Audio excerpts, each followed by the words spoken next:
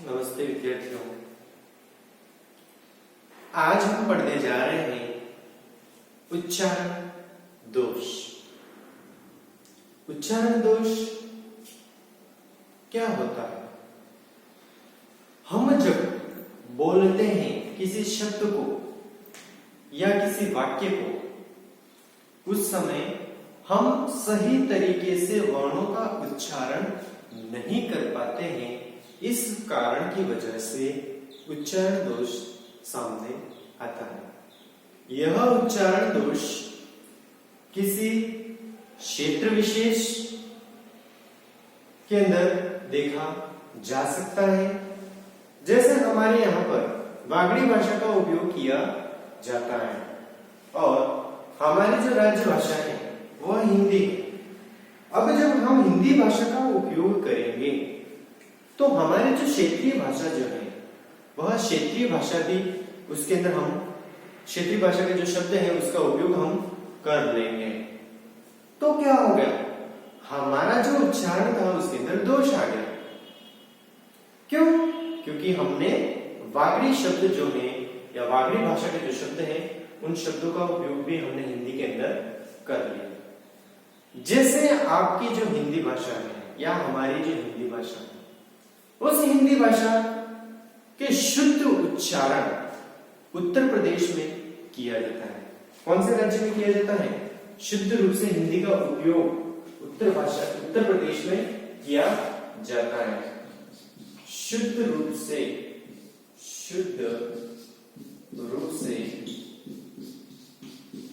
हिंदी भाषा का उपयोग या हिंदी भाषा का प्रयोग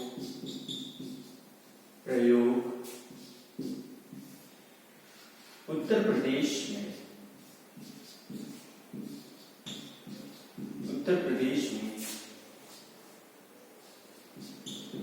किया जाता है। कहाँ किया जाता है? उत्तर प्रदेश में किया जाता है। शुद्ध रूप से हिंदी भाषा का प्रयोग कहाँ किया जाता है? उत्तर प्रदेश में किया जाता है। अब उत्तर प्रदेश में क को क ही बोला जाएगा। क्या बोला जाएगा? क को क, ख को ख और ग को ग बोला जाएगा। जैसे उदाहरण के तौर पर आपको समझना है, जैसे क को क, ख को ख, ग को ग बोला जाता है। अब आप सोच रहे होंगे हमारे यहाँ पर भी तो क को क ही बोलते हैं, ख को ख बोलते हैं और ग को ग बोलते हैं। तो फिर ये उच्चारण संबंधी दोष कैसे हुआ हमारे यहाँ पर? समझते हैं अपन। देखो, अगर इसी बात को अगर हम देखें, जैसे बंगाली भाषा के अंदर देखें, कहां पर? पश्चिम बंगाल के अंदर हम देखते हैं किसको? इसी क, ख और ग को देखते हैं। पश्चिम बंगाल में क्या बोला जाता है? देखो, पश्चिम बंगाल के अंदर पश्चिम बंगाल, अब इसी पश्चिम बंगाल में क्या बोला जाता है? क को बोला जाता है। क्या बोला जाता है? क को बोलेंगे वहां के लोग, ख को खो बोलेंगे और ग को गो बोलेंगे। क्या बोलेंगे? गो बोलेंगे। कहां पर? सॉरी, हाँ, क को बोलेंगे, ख को खो बोलेंगे और गो को गो बोलेंगे। कहां पर? पश्चिम बंगाल में। तो शुद्ध रूप से हिंदी कहां पर बोली जा रही थी? उत्तर प्रदेश में बोली जा रही थी। उत्तर प्रदेश में बोलने के बाद में जैसे ही यह भाषा हिंदी ही कहां पर पहुंची? पश्चिम बंगाल में। वहां पर क का को हो गया, ख का खो हो गया और ग का गो हो गया।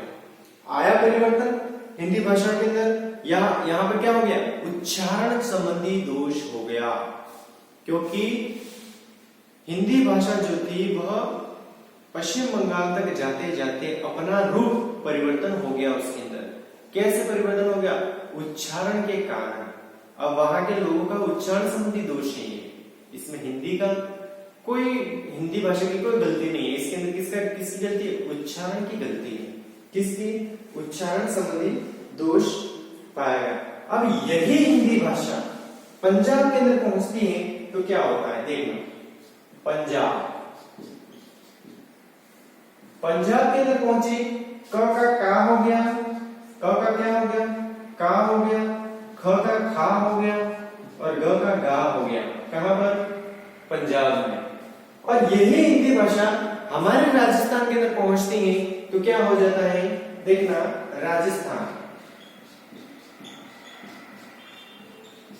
राजस्थान के अंदर आते आते यह क कई में बदल गया। किसमें बदल गया? कई में, ख खई में, ग गई में। तो क्या हो गया? हिंदी भाषा के जो शब्द है, वर्ण है, उसके उच्चारण संबंधी दोष हो गया। यानी कि जैसे जैसे हिंदी भाषा पहुंचती है, आगे बढ़ती है, वैसे वैसे उसके अंदर उच्चारण संबंधी दोष पाया जाता है। तो ये हमने एक उदाहरण के तौर पर देखा कि किस प्रकार से हिंदी भाषा के अंदर या जो उच्चारण संबंधी दोष है वो किस प्रकार से पाया जाता है। ठीक है, आगे बढ़ते हैं कि अशुद्ध उच्चारण के कारण कौन कौन से हैं, कि हम अशुद्ध उच्चारण क्यों करते हैं, किस प्रकार से अशुद्ध उच्चारण जो है वह किया जाता है। देखते हैं क्या कारण हो सकते हैं कि जो भाषा है उसके इस प्रकार से उच्चारण दोष कैसे आए। तो देखते हैं कि उच्चारण संबंधी दोष निम्नलिखित कारणों से होते हैं।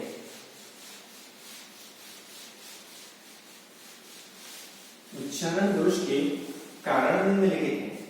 उच्चारण दोष के कारण निम्नलिखित हैं।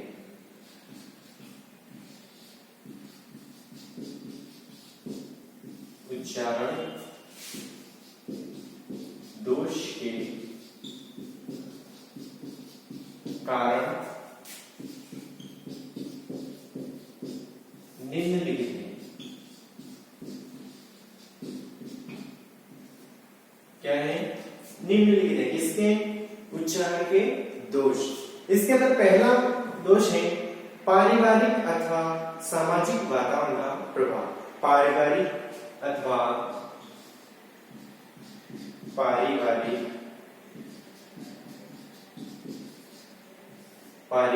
अथवा पारिवारिक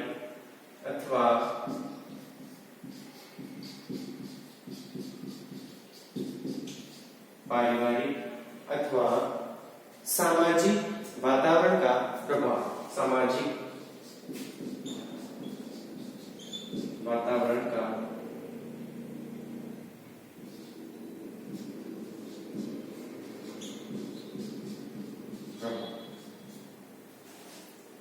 देखिए, अब क्या होता है? उच्चारण के अंदर दोष क्यों होता है? इसका कारण मूल रूप से पारिवारिक अथवा सामाजिक वातावरण का प्रभाव माना जाता है। अब आप लोग देख लीजिए, अपने परिवार के अंदर जब हम घर पर होते हैं, ठीक है, हमारे जो बच्चे होते हैं वह छोटे होते हैं, हमारे किसी के भी हो सकते हैं, बच्चे जो होते हैं वो छोटे होते हैं। हमारे घर के अंदर जिस भाषा का उपयोग किया जाएगा, बालक सर्वप्रथम वही भाषा सीखेगा। अगर आप घर पर हिंदी भाषा का उपयोग कर रहे हैं और बीच बीच में आप वागड़ी शब्दों का उपयोग कर रहे हैं, तो आपका जो बालक होगा या घर के अंदर जो छोटा बालक होगा वह भी वही भाषा सीखेगा, हिंदी के साथ साथ में वागड़ी भाषा का उपयोग करेगा। कौन? बालक। तो उसके उच्चारण में क्या हो गया? दोष हो गया। क्या हो गया? दोष हो गया। इधर आ जा, बैठ जा। आपने क्या बोला? इधर आ जा, बैठ जा। इधर आ जा, बैठ जा। अब आपने ये शब्द गलत बोला। इधर आओ और बैठो, इस प्रकार से आप बोलते हैं तो उसके उच्चारण में दोष नहीं होता। आपने खाना खाया, आपने ये पूछा, आप उसी जगह पर खाना तुमने खाया, ये क्या हो गया? आपके जो शब्द हैं उसके उच्चारण में दोष हो गया, आपने इसको गलत तरीके से उपयोग किया या गलत तरीके से इस शब्द का उपयोग किया, बोला, उच्चारण किया। तो यही दोष यानी कि यही छोटी छोटी जो गलतियां हैं वह क्या होती है, उच्चारण दोष के अंदर आती है। यानी कि आप अगर शुद्ध रूप से उच्चारण नहीं करोगे तो जो बालक होगा उसके ऊपर भी प्रभाव पड़ेगा। आपके परिवार में, आपके समाज में या आपके आस पड़ोस में जिस भाषा का उपयोग किया जाएगा और उन शब्दों को जिस प्रकार से आप बोलोगे उसी प्रकार से आने वाली जो पीढ़ी है वह उन्हीं शब्दों का उपयोग करेगी और यही हमारा उच्चारण दोष का कारण माना जाता है। अगर आप शुद्ध रूप से उच्चारण करोगे या शुद्ध रूप से शब्दों का उपयोग करोगे तो बालक जो होगा वह भी शुद्ध रूप से शब्दों को बोलेगा या शुद्ध रूप से उच्चारण करेगा। तो यही पहली गलती मानी जाती है। दूसरी जो गलती है वो है उच्चारण में असावधानियां। उच्चारण में असावधानियां, उच्चारण में असावधानियां,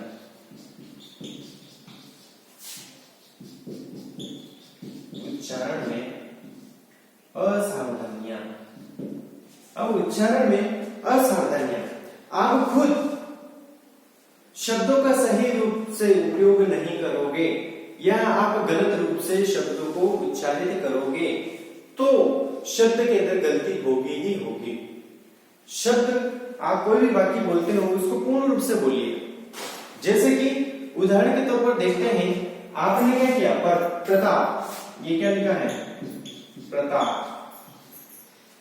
आपने किस प्रकार से इसका उच्चारण किया, प्रताप। किस प्रकार से, प्रताप। ये क्या लिखा है, प्रताप। आपने क्या बोला, प्रताप। क्या लिख बोला, प्रताप। तो आपने क्या किया, उच्चारण में असावधानी का उपयोग किया। आपने शुद्ध रूप से प्रताप नहीं बोला, क्या नहीं बोला, प्रताप नहीं बोला और प्रताप बोल दिया। तो क्या हो गया, उच्चारण में दोष हो गया, असावधानी हो गई। जैसे कि आपको लिखने के लिए बोला जाए, क्या बोला जाए, लिखने के लिए बोला जाए स्कूल लिखना है आपको। क्या लिखना है, स्कूल लिखना है। अब आपने क्या किया, इस स्कूल की जगह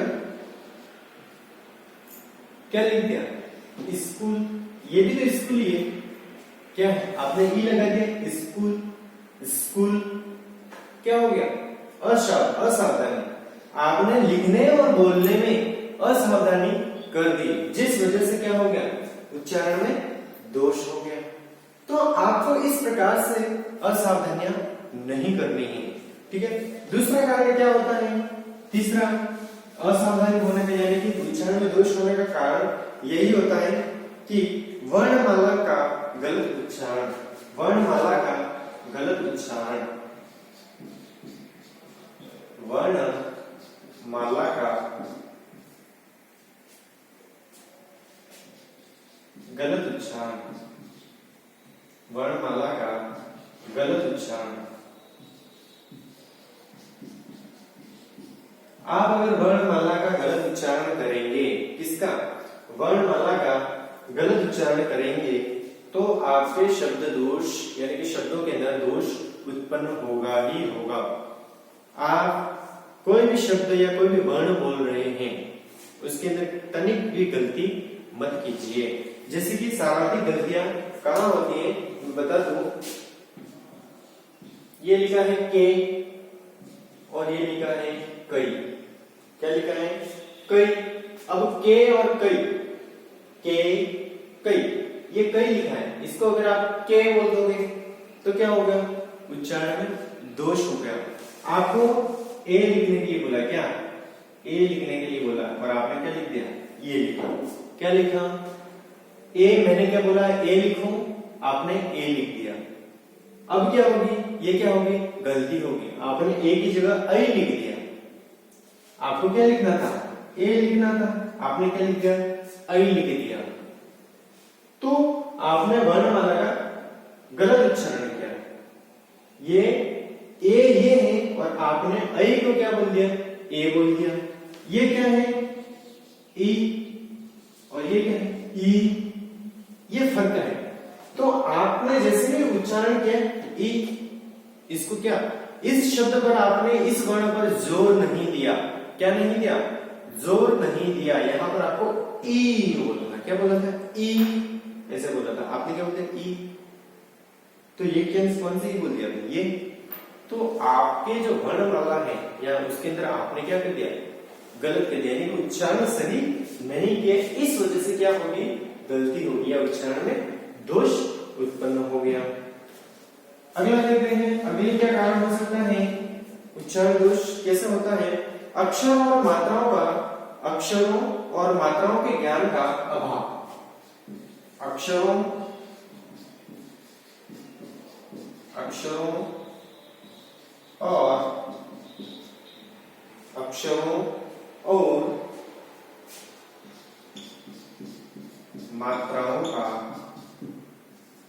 अक्षरों और मात्राओं का, अक्षरों और मात्राओं के ज्ञान का अभाव। अब आपको न ही अक्षरों का ज्ञान है और न ही मात्राओं का ज्ञान है, तो यह उच्चारण में दोष उत्पन्न करेगा। कैसे, हम देखते हैं। मेरे द्वारा यहां पर लिखा गया और, क्या लिखा गया है?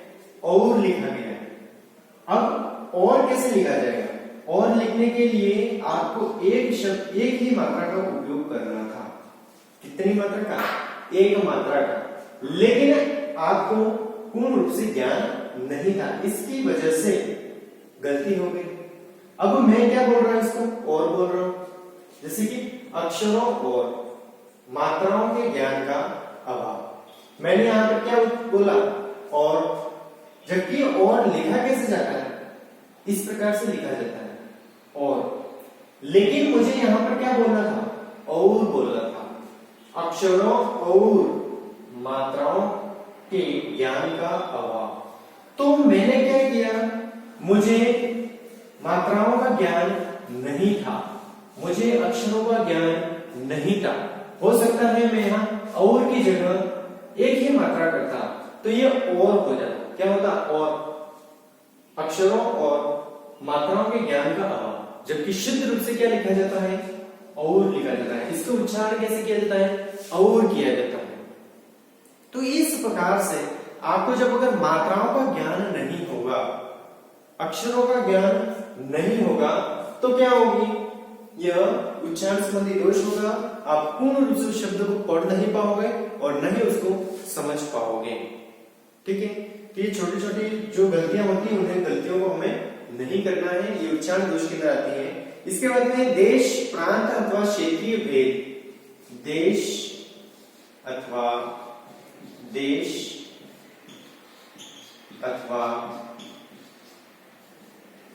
प्रांत,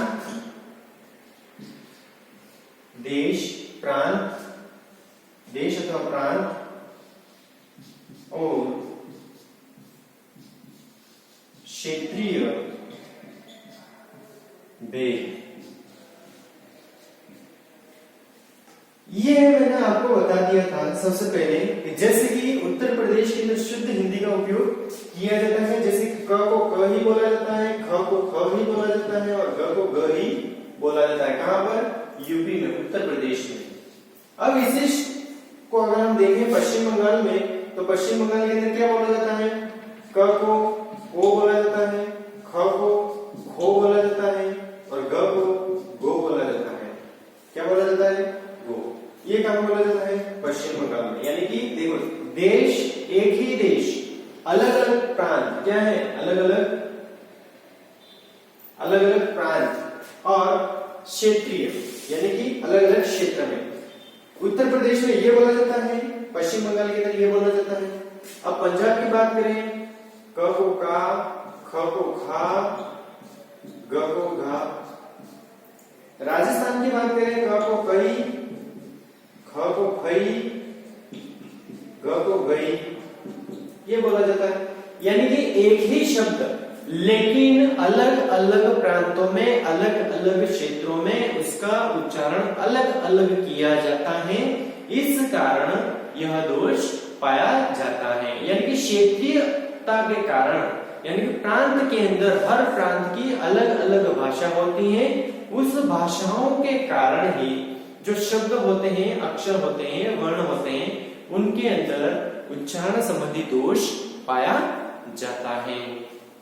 अगला बिंदु अगर हम देखते हैं इसी के अंदर, तो भौगोलिक परिस्थितियां। भौगोलिक परिस्थितियां, छठा जो बिंदु है वो है भौगोलिक परिस्थितियों के कारण उच्चारण दोष होता है। भौगोलिक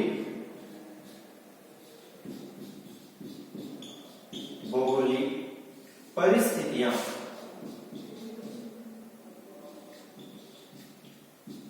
भौगोलिक परिस्थितियां,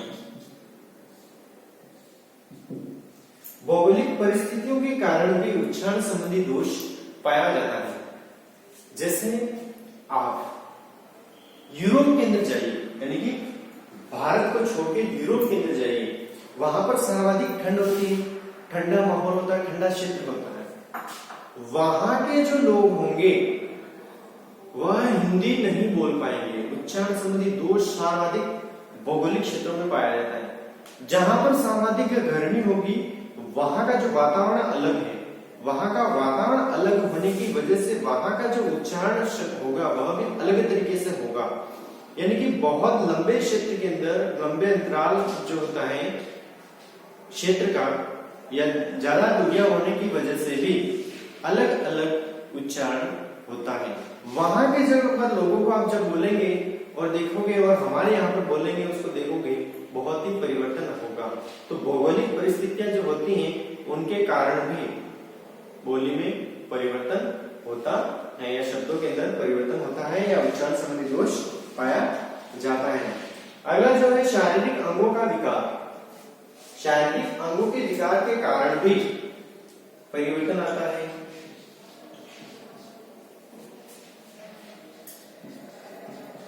शारीरिक अंगों में विकार, शारीरिक अंगों में विकार। अब शारीरिक अंगों के अंदर जो विकार होता है उससे भी उच्चारण संबंधी दोष पाया जाता है। कैसे? जैसे किसी व्यक्ति के दांत नहीं है, किसी व्यक्ति के दांत नहीं है, यानी कि बूढ़ा हो गया है, दांत गिर गए, अब आप उसके पास में जाइए, वह जब बोलेगा आपको समझ में नहीं आएगा, उसके उच्चारण में परिवर्तन होगा। दंत से जो उच्चारण होने वाले जो शब्द है या जो वर्ण है उसके अंदर उसको सर्वाधिक परेशानी होगी। श को बोलिए, श, श, छ, छ, ज, ज, इ। इन वर्णों के अंदर सर्वाधिक उसका दोष होगा। कहां पर? शारीरिक अंगों में विकार के कारण, उसके दांत नहीं होने की वजह से यहाँ पर सर्वाधिक गलतियां होंगी उच्चारण में। अगर किसी व्यक्ति के तुतलाता है, यानी कि तोतला बोलता है, जीभ अटकती है, हकलाता है, तो उसके भी उच्चारण में दोष होगा। तो शारीरिक अंगों के अंदर विकार होने की वजह से भी उच्चारण संबंधी दोष पाया जाता है। अगर कोई व्यक्ति है, उस व्यक्ति के दांत नहीं है, तो उसके उच्चारण में दोष होगा। कोई व्यक्ति हकलाता है तो अटक अटक करके बोलता है, तो उसके जो शब्द होते हैं या अक्षर जो वर्ण होते हैं उसके उच्चारण में दोष होगा। कोई व्यक्ति तुतला बोलता है, यानी कि जो जीभ है वह जीभ का आकार छोटा होने की वजह से वह तुतला बोलता है, सही तरीके से बोल नहीं पाता है, तो उसका उच्चारण संबंधी दोष होगा। वो बोल क्या रहे हैं, आप सुन क्या रहे हो। इसके बाद में आत्मविश्वास में कमी। आत्मविश्वास में कमी होने की वजह से भी उच्चारण में दोष होता है।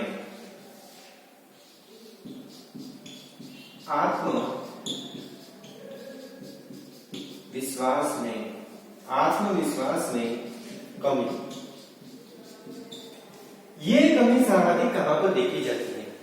आप सभी विद्यार्थी एक कक्ष के अंदर बैठे हैं, एक कमरे के अंदर बैठे हैं, और आपको अचानक शिक्षक के द्वारा यह बोल दिया जाए कि आपको मंच पर आना है और 2 शब्द पेश करते हैं। या एक कविता बोलनी है, या एक श्लोक बोलना है, या एक दोहा बोलना है। किसी भी विद्यार्थी को पता नहीं और अचानक उसको बोल दिया जाए आप यहाँ पर आइए और बोलिए, फिर देखना वह किस प्रकार से बोलेगा। वह यहाँ पर आएगा, आने के बाद में उसके हाथ पैर के अंदर कंपन होगा। इसके बाद में जब वह बोलेगा तो उसका जो उच्चारण होगा उसके अंदर बहुत सारे दोष होंगे। वह क्या बोल रहा है, कहां पर खड़ा है, कुछ भी समझ में नहीं आएगा। उसके मुंह से आवाज भी निकलनी बंद हो जाएगी, बोल भी नहीं पाएगा। अगर बोलेगा तो हकलाते हुए बोलेगा या तुतलाते हुए बोलेगा, या फिर अगर बोलेगा तो ऐसे बोलेगा जैसे रोता हुए बोल रहा हो वैसे। तो आत्मविश्वास में कमी के कारण भी आप सही तरीके से उच्चारण नहीं कर पाते हैं। यानी कि आपके अंदर आत्मविश्वास पूर्ण रूप से होना चाहिए, तभी आप शुद्ध रूप से बोल पाओगे। आत्मविश्वास में कमी तो उच्चारण में भी कमी या उच्चारण में भी दोष। इसके बाद में उच्चारण संबंधी दोष में क्या कारण हो सकता है, तो उच्चारण के साधारण नियमों के ज्ञान की कमी। उच्चारण के जो नियम होते हैं उसके अंदर कमी, यानी कि उच्चारण संबंधी नियमों का अभाव। उच्चारण के सामान्य नियमों का ज्ञान नहीं, सामान्य नियमों का ज्ञान नहीं। यानी कि उच्चारण के जो नियम होते हैं उन नियमों का अगर आपको ज्ञान नहीं है तो आप उच्चारण संबंधी दोष करोगे ही करोगे। यानी कि उच्चारण के सामान्य जो नियमों का जो ज्ञान जो होता है वह अगर आपके अंदर नहीं है तो आप उच्चारण संबंधी गलतियां करोगे। उच्चारण के सामान्य नियमों का ज्ञान या सामान्य नियमों के ज्ञान में कमी, ज्ञान में कमी। अगला जो बिंदु है वो है ध्वनि का सही ज्ञान न होना। ध्वनि का सही ज्ञान न होना, यानी कि सामने वाला व्यक्ति क्या बोल रहा है वो आपको स्पष्ट रूप से सुनाई नहीं देगा तो भी आप गलती कर लोगे। ध्वनि का सही न होना, ध्वनि का सही न होना, ध्वनि का सही न होना। यानी कि मेरे द्वारा जो बोला जा रहा है अगर कक्षा के अंदर और लास्ट में जो बालक बैठा है उस तक अगर मेरी ध्वनि नहीं पहुंच रही है तो वो टूटा फूटा सुनेगा, तो उसके अनुसार उसके लिखावट में भी गलतियां होंगी, वह सुन भी नहीं पाएगा, तो बहुत सारे गलतियां उसके अंदर होंगी। तो प्यारे विद्यार्थियों, ये जो 10 पॉइंट यहाँ पर लिखे गए हैं ये 10 पॉइंट किसके कारण है? उच्चारण दोष के कारण माने जाते हैं। इन कारणों की वजह से ही आपके उच्चारण दोष होता है। तो आप इसको लिख लीजिए एक बार अपने रजिस्टर के अंदर, चाहो तो आप स्क्रीनशॉट भी ले सकते हो इसका। ये जो है वह उच्चारण दोष के कारण है। अब हम देखेंगे उच्चारण दोष के निवारण, यानी कि आप उच्चारण दोष को किस प्रकार से आप शुद्ध रूप से किस प्रकार से आप बोलोगे, किस प्रकार से उच्चारण दोष का निवारण करोगे, उसके बारे में हम देखते हैं एक एक करके।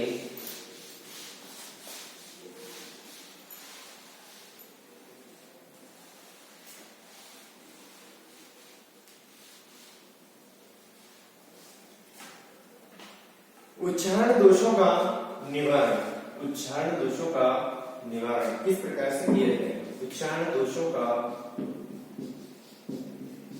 निवारण, उच्चारण दोषों का निवारण, इसके अंदर क्या होगा? छात्रों को शुद्ध रूप से, छात्रों को शुद्ध उच्चारण का अभ्यास करना, छात्रों को शुद्ध उच्चारण का अभ्यास करना, छात्रों को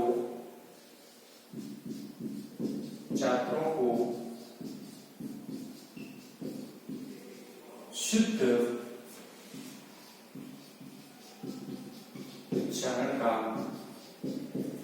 करना।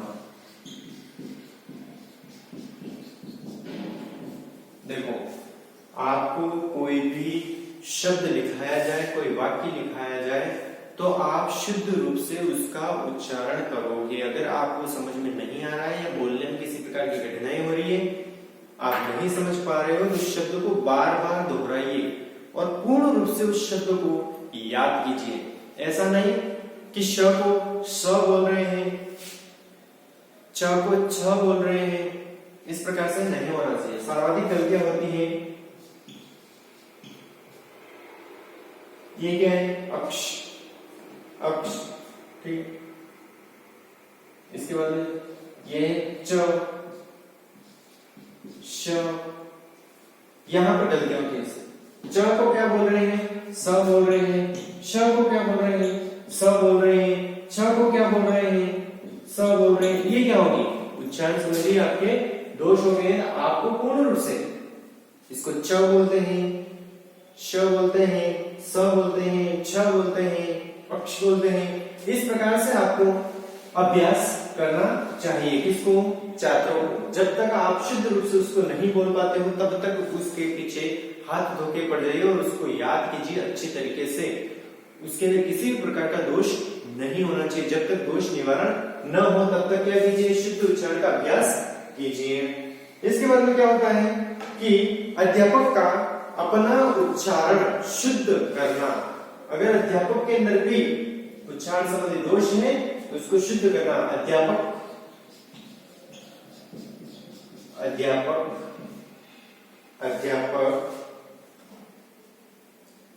का अपना उच्चारण शुद्ध करना। अध्यापक को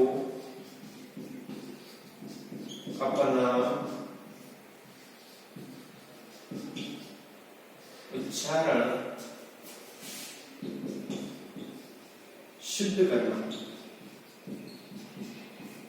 अध्यापक जो कक्षा के अंदर पढ़ाता है जब, और उसके द्वारा जो भी पढ़ाया जाता है, उसके अंदर किसी भी प्रकार की उच्चारण संबंधी त्रुटि न होना, शुद्ध रूप से बोलना, शुद्ध रूप से बालकों को लिखवाना, यह जिम्मेदारी किसकी होती है?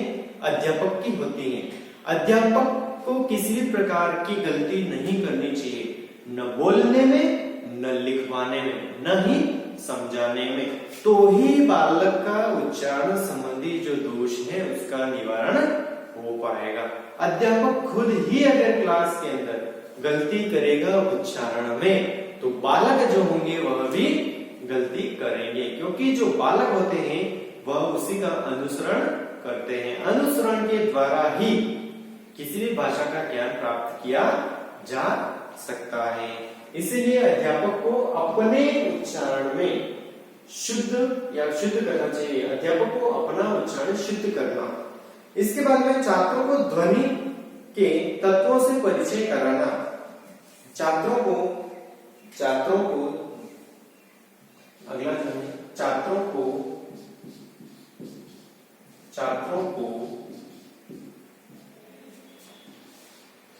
ध्वनि का परिचय कराना। छात्रों को ध्वनि का परिचय कराना।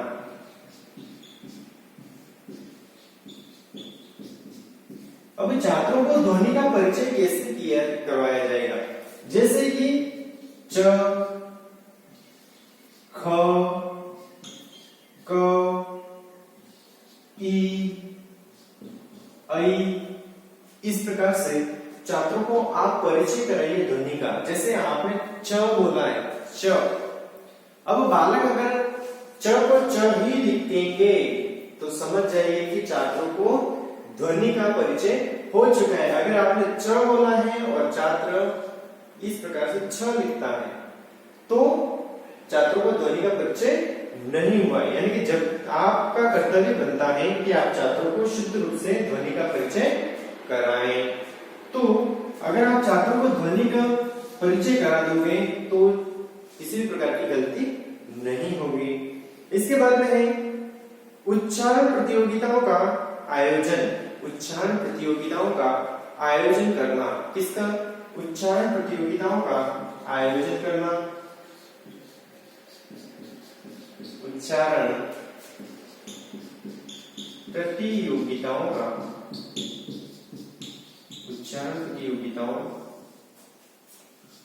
का आयोजन, उच्चारण प्रतियोगिताओं का आयोजन करवाना।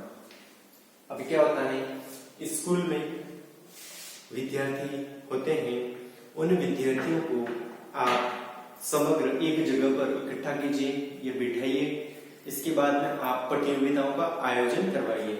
जैसे जो शिक्षक होगा वह बोर्ड पर शब्द लिखेगा और फिर बालक को, किसी भी बालक को खड़ा किया जाएगा और बोला जाएगा मेरे द्वारा जो बोर्ड पर लिखा गया है वो क्या लिखा गया।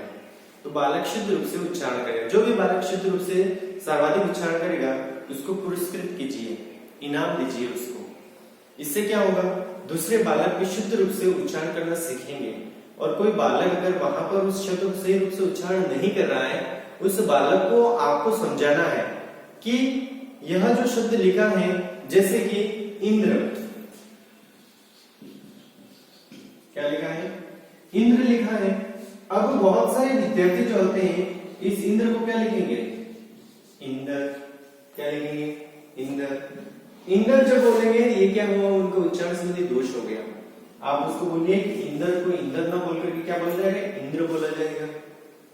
इस प्रकार से आप प्रतियोगिताओं का आयोजन करवाइए और इस प्रकार से जो उनके उच्चारण संबंधी दोष है उनका निवारण कीजिए। इसके बाद में उच्चारण के नियमों का ज्ञान देना, उच्चारण के नियमों का ज्ञान देना, उच्चारण के नियमों का, उच्चारण के नियमों का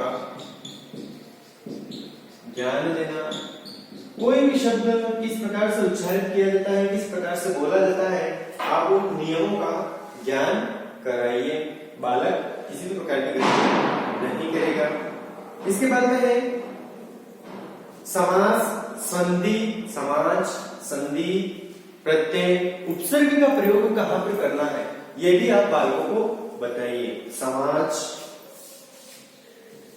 समाज, समास,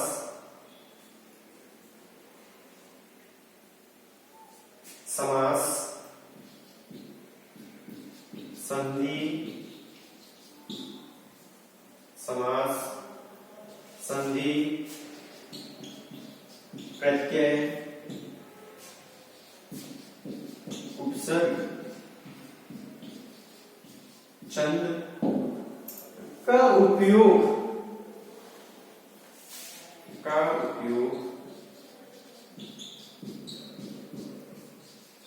करना। समास, संधि, छंद, उपसर्ग, प्रत्यय का उपयोग कहां पर किया जाता है, ये भी बालकों को बताना बहुत ही जरूरी है। जब आप इन समास, संधि, उपसर्ग, छंद, अनुच्छेद का उपयोग करना सिखा दोगे तो बालक किसी भी प्रकार की गलती नहीं करेंगे। बालकों के अंदर गलती तब होती है जब इनको इस ज्ञान का अनुभव नहीं होगा। उच्चारण संबंधी दोष तभी होते हैं जब बालकों को नियमों का ज्ञान नहीं होगा। जब नियमों का ज्ञान बालकों को नहीं होगा तो वे उच्चारण संबंधी दोष करेंगे। इसलिए अध्यापक का कर्तव्य बनता है कि वह बालकों को शुद्ध रूप से उच्चारण करना और नियमों का प्रयोग करना सिखाएगा। संधि, समास जो होते हैं इनका उपयोग कहाँ पर करना चाहिए, कहाँ नहीं करना चाहिए, कब किस ध्वनि का उपयोग करना चाहिए, कब कौन से चिन्ह का उपयोग करना चाहिए, कहाँ पर मात्रा का उपयोग करना है, कहाँ पर मात्रा का उपयोग नहीं करना है, यह सारी बातें बतानी बहुत ही जरूरी है। जब आप इस बातों को बता दोगे या इन नियमों को जब बता दोगे तो विद्यार्थी जो होगा वह शुद्ध रूप से उच्चारण करेगा, उसके उच्चारण में किसी भी प्रकार का दोष नहीं पाया जाएगा। अगला जो बिंदु है वो यही है कि बालक जो होते हैं उनके वाक दोष जो होते हैं उसका निवारण कीजिए। बालक जो होते हैं वह बहुत सारे जो बालक होते हैं जैसे कि वाक दोष, वाक दोष का निवारण करना।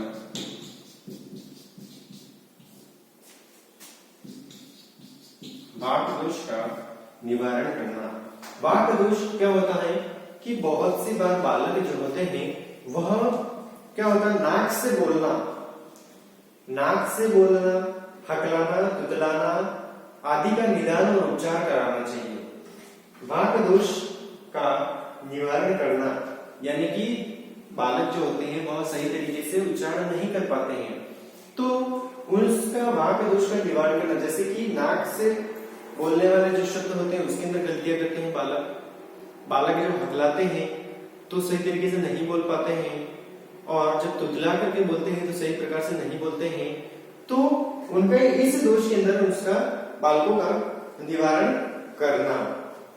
इसके बाद में यही अगला हम देख सकते हैं कि जहां तक हो सके विद्यार्थी को, अध्यापक को और हमारे आसपास के वातावरण में किसी भी प्रकार की उच्चारण संबंधी गलतियां न की जाए अधिक से, तो आपका उच्चारण दोष नहीं होगा। आप शुद्ध रूप से बोलिए, जितना भी बोले शुद्ध बोले, शुद्ध शब्दों का उपयोग करें, शुद्ध वर्ण बोलिए, आपका उच्चारण दोष जो होगा उसका निवारण हो जाएगा। प्यारे विद्यार्थियों, आपको समझ में आ गया होगा।